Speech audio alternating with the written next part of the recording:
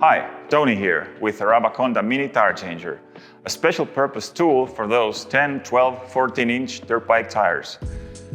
But it works up to 17-inch. In this video, I'm showing you how to change a 12-inch dirt bike rear tire using the Rabaconda Mini Tire Changer. First thing you want to do is to make sure you have set up all the wheel supports according to the rim diameter. The tool comes with 2 center spindles and additional sleeve for the spindle. Always use the closest one to your wheel bearing size. I have already loosened the rim lock nut. Next thing you want to do is deflate the tire.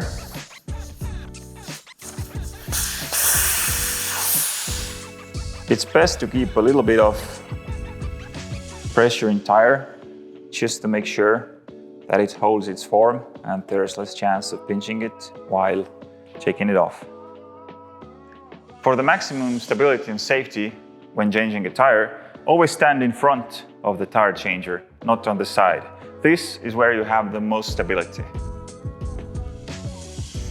Now, when dismounting, the first thing you want to do is break the bead, use the bead breaker arm.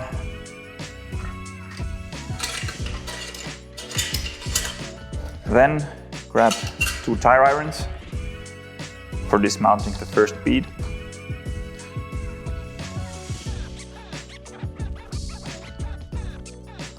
Make sure the tire goes to the drop center from the opposite side, so it allows for easier dismounting.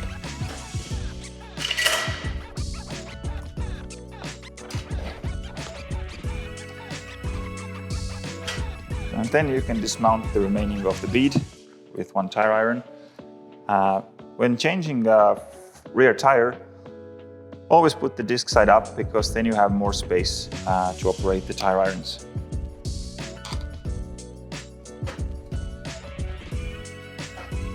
And you might want to push in the valve when bringing it over. And now, the unique feature of the Rabaconda Mini Tire Changer and also the Dirt Bike Tire Changer is that you can use the bead breaker to completely dismount the tire. But before we can do that with inner tube tire, make sure that the valve is pushed through the hole and it stays there. Then flip around the tire.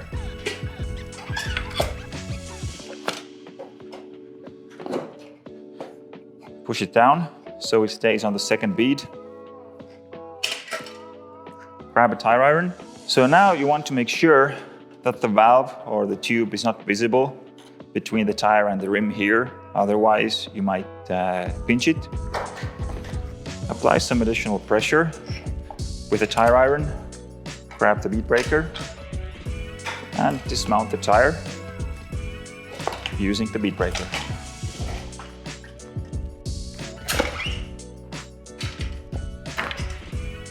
Now the tire is dismounted. For mounting a tire, I have already put the tube inside the tire with a baby powder. I have inflated the inner tube just enough that it holds its form, as this will reduce the chances of pinching it with a tire iron. Always use tire mounting lube when mounting a tire. Never attempt to do it without lube.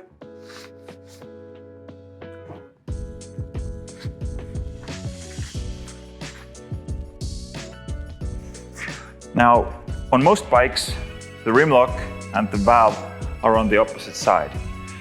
We've seen a great tip from some riders who have drilled another hole for the valve near the rim lock. So you could actually, with the same move, you could get the valve through the hole and the tire under the rim lock, and this will noticeably reduce the hassle when mounting a tire. Now here, we still have them on the opposite side, as most of you do. Then, you want to get the valve through the hole.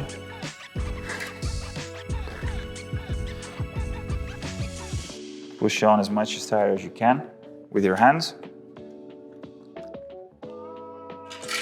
Take a tire iron and mount the remaining of the first bead.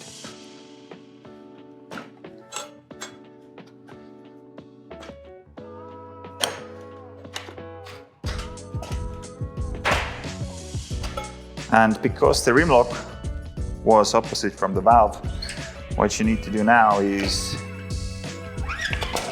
bring the tire over the rim lock, use a tire iron to get the tire to the right side of the rim lock.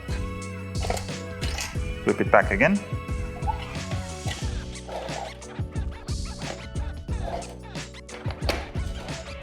Make sure the tube is not visible anymore inside the drop center.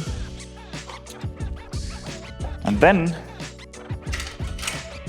take the small bead pal tool and mount it on the rim between the rim lock and the valve. Take a tire iron and start mounting. Push in the valve here.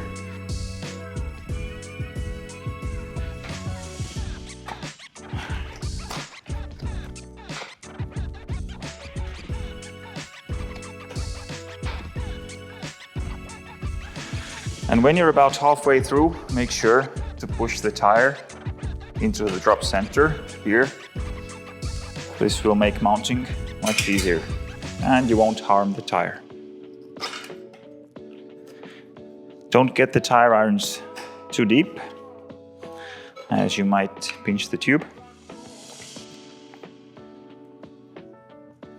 Push in the rim lock.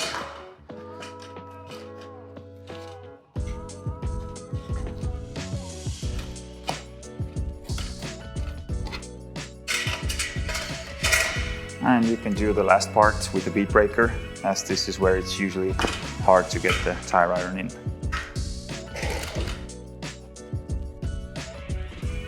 Remove the bead pal, inflate the tire, check for leakages, fasten the rim lock nut, mount the wheel on the bike, and your pilot is good to go.